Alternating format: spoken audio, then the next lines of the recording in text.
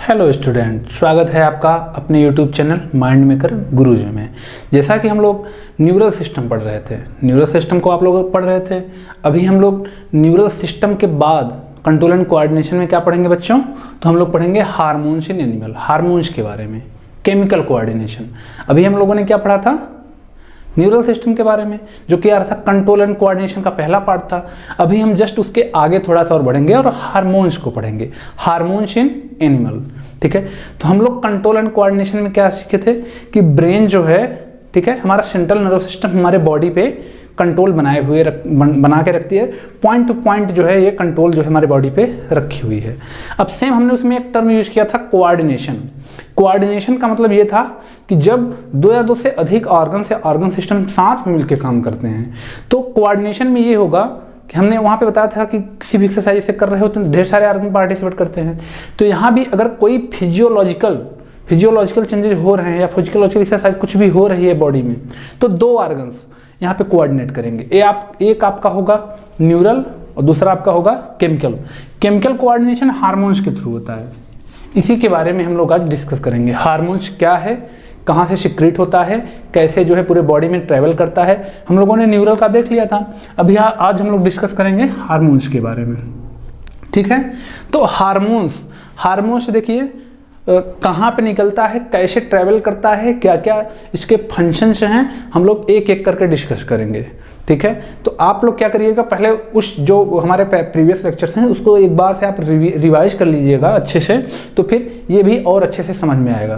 क्योंकि हमने वहाँ पे फोरब्रेन पढ़ा था, mid brain, hind brain, brain के 3 पार्ट बताए थे। तो उसमें हमने फोरब्रेन में याद करिएगा आप लोग, एक पार्ट बताया था हाइपोथैलेमस।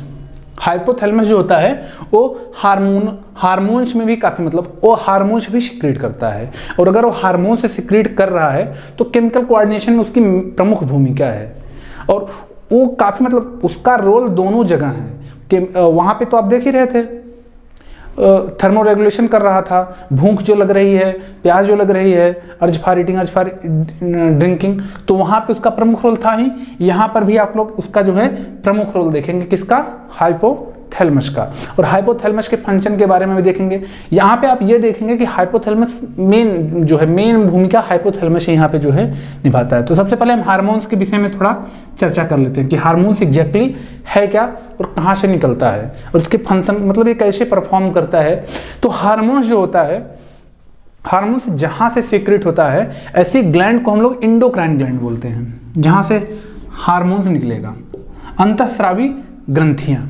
ठीक है, और हार्मोन्स जो है केमिकल सब्सटेंस है, एक रासायनिक पदार्थ है। ठीक है, हार्मोन्स क्या है? केमिकल सब्सटेंसेस, एक रासायनिक पदार्थ जो कहाँ से सिक्रीट हो रहा है? इंडोक्राइन ग्लैंड से। अब देखिएगा बहुत इंपॉर्टेंट ये चीज़ आगे बताने वाले हैं। तो जो इंडोक्राइन ग्लैंड हैं, अंतःस्रावी ग्रंथियाँ, इनमें डक्ट नहीं पाई जाती हैं। डक्ट का मतलब ग्रंथियाँ। और जब इनमें डक्ट ही नहीं पाई जा रही हैं, लैक डक्ट है ये, इनमें डक्ट एब्सेंट है, तो बताइए इनको ग्लैंड ही क्यों बोल दे रहे हैं? तो है ना थोड़ा, लेकिन इनको ग्लैंड ही बोला जाएगा, भले ही इनमें डक्ट नहीं पाई जाती हैं। तो इनका नाम क्या हो जाएगा? डक्टलेस ग्लैंड, ग्रंथहीन। ठीक है, तो ये टर्म्स आप याद रखिएगा, बहुत बार एग्जाम में पूछा जाता है। डक्टलेस ग्लैंड, डक्टलेस ग्लैंड मतलब इंडोक्राइन ग्लैंड जिनमें डक्ट्स एब्सेंट हैं। अगर आप बताइए डक्ट्स एब्सेंट हो गए तो इनका जो ये रिलीज कर रही हैं, सिक्रीट कर रही हैं, क्या सिक्रीट कर रही हैं? केमिकल सब्सटेंस, जिनको हम लोग हार्मोन्स बोलते हैं। तो वो ट्रैवल कैसे करता होगा फिर? क्योंकि ग्रंथियां तो हैं ही नहीं। जैसे कि आप लोग जानते हैं कि आर्टरीज के थ्रू ब्लड जो है बह रहा है हमारा, तो इनकी खुद की जब ग्रंथियां नहीं हैं, तो ये जो केमिकल रिलीज कर रही हैं, जिसको हम हार्मोन्स बोलते हैं, वो कैसे ट्रैवल करता होगा? तो वो बाय ब्लड। ठीक है, ट्रैवल बाय ब्लड। तो जो हार्मोन्स इंडोक्राइन ग्लैंड से रिलीज होता है, निकलता है, वो पूरे बॉडी में जाएगा, सेलुलर लेवल तक जाएगा, और किसके थ्रू ट्रैवल करेगा? तो ब्लड के थ्रू।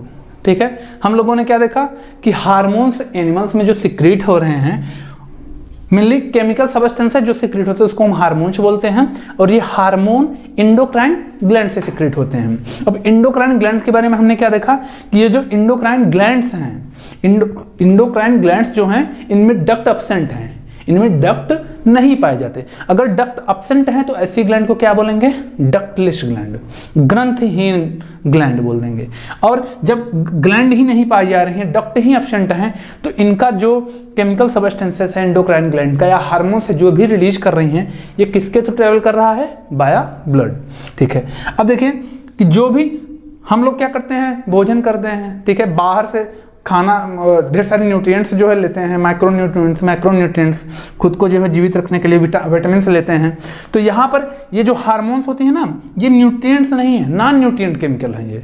ठीक है, ये बॉडी में ही सिक्रीट होती हैं, ये बाहर से हम लोग इसको नहीं ले सकते हैं। तो ये नॉन न्यूट्रिएंट केमिकल हैं, ये हमारी बॉडी के अंदर ही बनती हैं, और जहाँ से सिक्रीट होंगी उनको हम क्या बोलते हैं? उस स्थान, उस प्लेस को हम लोग बोलते हैं इंडोक्राइन ग्लैंड। तो ये चीज आप लोग ध्यान रखिएगा, ये बहुत बार एग्जाम में आया हुआ क्वेश्चन है कि ये न्यूट्रिएंट्स केमिकल हैं कि नॉन न्यूट्रिएंट। ठीक है, तो आप लोग क्या बताएंगे? Non nutrient chemical. काफी इंपॉर्टेंट पॉइंट है ये। अब ये होता है कि ये इंट्रासेलुलर पहले आप इसको समझेंगे, उसके बाद ये समझेंगे कि ये टर्म्स को हम समझेंगे। तो इंट्रासेलुलर अगर कहा जाए तो इंट्रा का मतलब होता है इनसाइड द सेल, सेल के अंदर का स्थान। ठीक है, लेकिन हमने यहाँ पे क्या लिखा हुआ है? इंटर। ध्यान से पढ़िए आप लोग, ये इंटर लिखा हुआ है। तो अगर इंटर लिखा हुआ है तो जो दो सेल्स होते हैं उसके बीच में जो गैप होता है उसको हम लोग बोल देते हैं इंटरसेलुलर। ठीक है, इंट्रासेलुलर। आप देखिए इसे, अगर ये कोई सेल है, इसके बीच में जो भी प्लेस है, जो भी स्थान है, इसको हम लोग बोलते हैं इंट्रासेलुलर, इसको बोलेंगे इंट्रा। लेकिन अगर यही दो सेल्स हैं, इनके बीच की अगर जगह की बात की जाए तो इसको हम लोग बोलेंगे इंटर। ठीक है, क्लियर हुआ ना? इंट्रा और इंटर। ठीक, तो ये हार्मोन्स होते हैं, ये इंटरसेलुलर मैसेंजर की तरह कार्य करते हैं। ठीक, अब देखिए यहां पे क्या लिखा हुआ है? Produced in trace. ट्रेस का मतलब होता है लेस अमाउंट, बहुत ही अल्प मात्रा में निकलते हैं, ये नहीं कि ये बहुत ज्यादा मात्रा में निकल जाएं। ठीक है, तो ये भी टर्म्स आप ध्यान से देखिएगा कि ये एग्जाम में अक्सर पूछता रहता है कि ये अधिक मात्रा में निकलते हैं, मोर लेस। तो ये ध्यान दीजिएगा, ट्रेस बहुत ही कम अमाउंट में जो है इनका सिक्रीशन होता है इंडोक्राइन ग्लैंड से। तो हम लोग हार्मोन्स के बारे में बेसिक समझ लिए कि हार्मोन्स क्या होते हैं, कहाँ से सिक्रीट होते हैं। तो जहाँ से सिक्रीट होंगे उस प्लेस को क्या बोल देते हैं? Endocrine glands. इंडोक्राइन ग्लैंड्स कैसी होती हैं? डक्टलेस होती हैं। क्यों डक्टलेस होती हैं? कि उनमें डक्ट एब्सेंट होती है। अगर डक्ट एब्सेंट है तो बताइए इनका जो केमिकल सबस्टेंस कैसे ट्रेवल कर रहा है? तो बाया ब्लड ट्रेवल कर रहा है। ये जो हार्मोन्स हैं इनका नेचर, ये केमिकल ये नॉन न्यूट्रिएंट हैं कि न्यूट्रिएंट हैं? तो ये नॉन न्यूट्रिएंट केमिकल हैं। उसके बाद हमने क्या देखा? ये इंट्रासेलुलर होती हैं कि इंटरसेलुलर, जो कि बहुत बार एग्जाम में आया हुआ है। तो ये होती हैं इंटरसेलुलर मैसेंजर। और ये अधिक मात्रा में सिक्रेट होती है कि कम मात्रा में? तो हमने जैसा कि पढ़ा, प्रोड्यूस्ड इन ट्रेस अमाउंट। ठीक है, अब हम कुछ एग्जांपल्स के थ्रू समझने का प्रयास करेंगे कि एग्जैक्टली हार्मोन्स हैं क्या, उनका फंक्शन क्या होता है। ठीक है, अभी आप सपोज करिए कोई स्क्वायरल गिलहरी जैसे की होती है। ठीक है, तो गिलहरी को किसी विषम परिस्थिति में डाल दीजिए। ठीक है, विषम परिस्थिति का मतलब ये है कि सपोज करिए गिलहरी के पीछे कोई बिल्ली पड़ी हुई है या कुत्ता, तो गिलहरी क्या करेगी? तो हमने ब्रेन में पढ़ाया हुआ था ना, फॉर ब्रेन को अपने फॉर ब्रेन से थिंकिंग करेगी कि हमको करना क्या है एग्जैक्टली, इस कुत्ते बिल्ली से कैसे बचना है। तो गिलहरी क्या करेगी? वो सोचेगी कि हमको भागना है कि उससे फाइट करनी है। फाइट तो कर नहीं पाएगी। तो बताइए ये जो थिंकिंग प्रोसेस हो रहा है ये किसके कंट्रोल में आ रहा था? ब्रेन के कंट्रोल में आ रहा था थिंकिंग प्रोसेस। अब लेकिन यहाँ पे ये भी है कि अगर मान लीजिए कुत्ता बिल्ली नहीं, कुछ उसी के बराबर का है कोई एनिमल्स जो उस पर अटैक किया हुआ है, तो वहाँ पे क्या फाइट भी कर सकती है, या फिर अगर उससे थोड़ा सा अगर उससे ज़्यादा बलशाली होगा, ज़्यादा पावरफुल होगा, तो उससे भागने का भी प्रयास कर सकती है। तो इसमें एग्जैक्टली होगा क्या? तो ब्रेन तो थिंकिंग प्रोसेस को कर देता है, बॉडी को प्रिपेयर तो नहीं करेगा, बता देगा कि यही करना है। लेकिन अब बताइए जो थिंकिंग प्रोसेस तो हो गया, या तो भागना है या फिर लड़ना है, या तो वहाँ से भाग जाओ रन अवे, या फिर फाइट करो। अब बताइए ये इतनी दो प्रोसेस हो गई, या तो ब्रेन तो ये बता दिया थिंक करके कि दो में से एक करना है, लेकिन बॉडी को तैयार कौन करेगा, या लड़ने के लिए या भागने के लिए? तो आपने पढ़ा था कि फोरब्रेन से न्यूरॉन्स, मोटर न्यूरॉन्स आते हैं हमारी मस्कुलर टिश्यू में, हमारे मसल्स को रेडी करते हैं भागने के लिए। ठीक है। लेकिन अगर मान लीजिए उस सिचुएशन में, यहां तक सिचुएशन लाने के लिए बॉडी को एनर्जी ये सब कौन देता है, ये सब तैयार कौन करता है, ये हमको समझने का विषय था। तो हमारी बॉडी को तैयार कौन करेगा, मान लो अगर उसको फाइट भी करना हुआ तो ये सब प्रोसेस कैसे होगा, इन सब एडवर्स कंडीशन में वो कैसे जो है अपने आप को संभालेगी। तो इसमें जानते हैं क्या होता है, इसमें हार्मोन्स का रोल आ जाता है कि हार्मोन्स वहां पे जो है काम करने लगता है। तो कैसे काम करने लगता है यही हम लोग पढ़ेंगे, अभी आगे आएगा, लेकिन आप लोग पहले समझिए कैसे जो है फेच करती होगी। तो इसमें होता क्या है, एक हार्मोन्स होता है, आप लोगों ने सुना होगा इपिनेफ्रिन, इपिनेफ्रिन या इपिनेफ्रिन, उसका दूसरा एक और नाम है एड्रेनालिन। एड्रेनालिन इसको इसलिए बोला जाता है कि वो एड्रिनल ग्लैंड से सिक्रीट होती है। तो इपिनेफ्रिन एड्रेनालिन उसका दूसरा नाम है। तो इसके बारे में क्या है, वो उसका फंक्शन क्या है, उसको अभी हम यहाँ पे थोड़ा समझ लेंगे, आगे चल के और उसको डिटेल में उसके ऊपर डिस्कस करेंगे। लेकिन अभी यहाँ पे कुछ आपको समझाना, तो आप समझने का प्रयास करिएगा कि एग्जैक्टली इपिनेफ्रिन होता क्या है या एड्रेनालिन। एड्रेनालिन नाम क्यों रखा गया, क्योंकि एड्रिनल ग्लैंड से सिक्रीट हो रहा है। इपिनेफ्रिन उसका नेम ही है। तो इपिनेफ्रिन जो है, इपिनेफ्रिन अभी आप देख रहे हैं कि ब्रेन हमारा क्या कर रहा है, हमको मैसेज कर रहा है, ठीक है। हमारे सामने भी एडवर्स कंडीशन आ सकती हैं। सपोज करिए अभी आपके सामने कहीं रात में आप कहीं घूमने गए हैं, टाइगर आ जाए या फिर लायन आ जाए, तो आप क्या करेंगे, आप उससे लड़ तो सकते नहीं हैं, आप भागने का प्रयास करेंगे। अब मान लीजिए कोई कंडीशन भागने की भी ना हो, ठीक है, कैद हो, किसी रूम में हो, किसी रूम में बंद कर दिया गया होगा, तो आपके पास दो ही रास्ते हैं, एक ही रास्ता बचेगा कि आप उससे फाइट करिए। तो फिर वहां पे देखिए, तो इसी कंडीशन में ब्रेन तो तैयार करती है भागने के लिए या फिर लड़ने के लिए। अब ये जो तैयारी और होगी कि लड़ने के लिए एनर्जी कहां से आएगी, ये सब कौन करेगा, हार्मोन्स करेगा। कौन सा हार्मोन्स, इपिनेफ्रिन। तो इपिनेफ्रिन को इसलिए बोला जाता है फाइट और फ्लाइट हार्मोन, या तो आपको लड़ने के लिए। तो ये सब कैसे करता है, ये जो है एड्रिनल ग्लैंड से सिक्रीट होगा और हमारी पूरी बॉडी को प्रिपेयर्ड करेगा, सेलुलर लेवल तक इतनी एनर्जी पैदा कर देगा कि हम उससे लड़ने के लिए इतनी हमारे अंदर शक्ति आ जाती है। कभी आप खुद के ऊपर सोचिएगा, कभी आप रात में कहीं जा रहे हो, कोई कुछ अगर हो जाता है, आप कितनी तेजी से भागते हैं वहां से, आपको पसीना आने लगता है, आप पूरा एफर्ट लगा देते हैं। तो ये जो तैयारी होती है, ये तैयारी आपको ब्रेन तो मैसेज कर देगा कि भागिए आप, लेकिन ये बॉडी को इतनी एनर्जी कहाँ से मिलती है, तो ये हार्मोन्स, ये सब प्रोसेस हार्मोन्स करवाता है। कौन सा हार्मोन्स, इपिनेफ्रिन या फिर उसको हम लोग क्या बोलते हैं, एड्रेनालिन। और होता कैसे हमने बता देखिए, तो उसमें देखिए होता क्या एग्जैक्टली, अब उसको हम लोग समझते हैं थोड़ा सा। हमारे ब्रीदिंग को बढ़ा देगा, हम तेजी से सांसें लेने लगते हैं। अब हमको तेजी से सांस इसलिए लेने लगते हैं क्योंकि हमको क्या है, एनर्जी की आवश्यकता है। एनर्जी की आवश्यकता है, तो एनर्जी हमको कहां से मिलती है, रिस्पायरेशन, श्वसन से मिलती है। अब रिस्पायरेशन, अगर ब्रीदिंग ज्यादा, हम ज्यादा ऑक्सीजन लेंगे तभी तो हमको ज्यादा एनर्जी मिलेगी। तो ऐसे प्रोसेस बॉडी में बढ़ जाएंगे जिनसे हमको ज्यादा एनर्जी मिल रही हो, और कुछ ऐसे प्रोसेस रुकने लगते हैं जिससे एनर्जी हमारी ज्यादा कंज्यूम होती रहती है। सपोज करिए डाइजेशन, तो डाइजेशन वहां पे पाचन तो होना रहना चाहिए, लेकिन अभी उस समय पाचन की कोई आवश्यकता नहीं है डाइजेशन की। तो जो भी आप फूड खाए वहां पे डाइजेशन थोड़ा सा स्लो हो जाएगा। स्लो कैसे होगा, अब देखिए ये हमने पढ़ा है ना, हार्मोन्स किसके थ्रू ट्रेवल कर रहा है, ब्लड के थ्रू। तब जब इपिनेफ्रिन, एपिनेफ्रिन, एड्रेनालिन, ठीक है, जो सिक्रीट हो रहा है, उसका मेनली फंक्शन क्या है, तो मेनली फंक्शन यही है ना कि बॉडी को तैयार करना, बॉडी को प्रिपेयर करना उस एडवर्स कंडीशन से बाहर निकलने के लिए। तो कैसे प्रिपेयर कर रहा है, तो सबसे पहले पूरे बॉडी के सेल्स में फैलेगा बाया ब्लड, इपिनेफ्रिन एड्रेनालिन। अब जब पूरे बॉडी में आपके ये फैल गया, ठीक है, तो ये क्या करेगा कि आपकी एनर्जी को सेव भी करेगा। एनर्जी सेव कैसे होगी कि डाइजेशन को थोड़ा स्लो कर दे। और डाइजेशन स्लो कैसे होगा कि जो भी ब्लड के थ्रू वहां पे जो भी आपके स्टमक इंटेस्टाइन में पाचन हो रहा है, वहां पे क्या करेगा, ब्लड सप्लाई को कम कर देगा। जो भी आर्टरीज से ब्लड सप्लाई हो रही होगी उसको क्या करेगा, कॉन्ट्रैक्ट कर देगा। कॉन्ट्रैक्ट का मतलब ऐसे समझिए आप, डायलेट का मतलब होता है उसकी डायमीटर को, जो आर्टरीज होती हैं उसकी डायमीटर को बढ़ा देना। आर्टरीज का मतलब जो ब्लड को ले जाती हैं, ठीक है, तो उसकी डायमीटर को जब बढ़ाएगा वो डायलेट हो जाती हैं, ठीक है। और कॉन्ट्रैक्ट का मतलब जब उसको दबा दिया जाए। अब बताइए अगर यहां से ब्लड ऐसे फ्लो कर रहा है, ऐसे देखिए ब्लड इसमें से फ्लो कर रहा है, इसको हम थोड़ा सा अगर दबा दें, कॉन्टैक्ट कर दें, तो ब्लड सप्लाई यहाँ पे कम हो जाएगी, बढ़ जाएगी, जाहिर सी बात है। अगर इसको आप दबाएंगे, किसी पाइप को ले लीजिए, उसको आप दबाइए थोड़ा सा, तो यहाँ पे धीरे धीरे ब्लड, पानी एग्जाम्पल के लिए समझिए आप, तो पानी अगर यहाँ ज़्यादा जा रहा है तो धीरे धीरे कम होने लगेगा। क्यों कम होने लगेगा, क्योंकि आप इसको दबा रहे हैं। और अगर आप डायलेट करेंगे, इसके डायमीटर को बढ़ाएंगे, तो क्या होगा, और भी पानी जाने लगेगा। ठीक उसी प्रकार से हमारी बॉडी में क्या होता है कि डाइजेशन स्किन की तरफ, स्किन का कोई खास उसमें रोल नहीं है, तो इन दोनों की तरफ ब्लड सप्लाई घट जाएगी।